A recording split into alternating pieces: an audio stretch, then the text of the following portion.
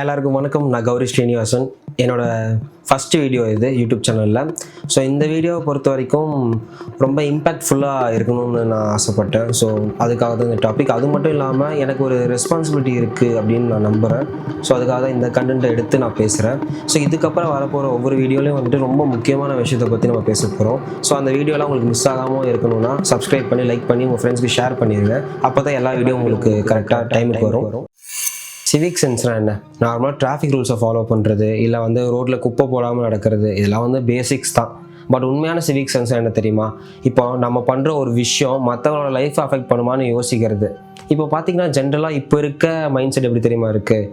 இப்போ வந்து ரோட்டில் வந்து எச்ச துப்புறோம்னு வச்சுக்கோங்களேன், இல்லை ஒரு குப்பை போடுறோம் அப்படிங்கிறப்போ இதெல்லாம் வந்து தப்புன்னு நமக்கு தெரியும். பட் அது மட்டும் இல்லாமல் இப்போது நம்ம குப்பை போட்டாலோ வந்து தப்பான ஒரு போட்டு துப்புனாலோ அதை வந்து இன்னொருத்தங்க க்ளீன் பண்ணுவாங்க அப்படின்னு நினைக்கிறோம்ல, அது வந்து ஒரு வகையான சிவிக் சென்ஸ்.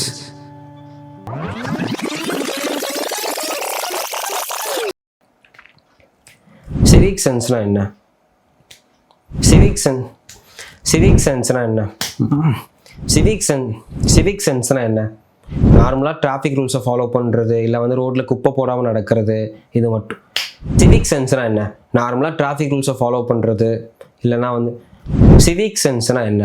நார்மலாக டிராஃபிக் ரூல்ஸை ஃபாலோ பண்ணுறது, இல்லை வந்து ரோட்டில் குப்பை போடாமல் நடக்கிறது, இதெல்லாம் பேசிக்ஸ் தான். பட் உண்மையான சிவிக் சென்ஸ் என்ன தெரியுமா? நம்ம வந்து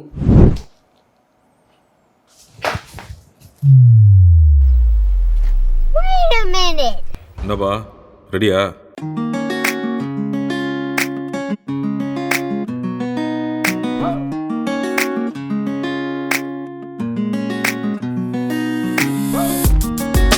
பயணிகளின் கனிவான கவனத்திற்கு வண்டி எண் 1264 வாட்டி மிஸ் ஆகாதுல்ல? மிஸ்ஸே ஆகாது. செஞ்சிடலாம். செஞ்சுட்டா போச்சு.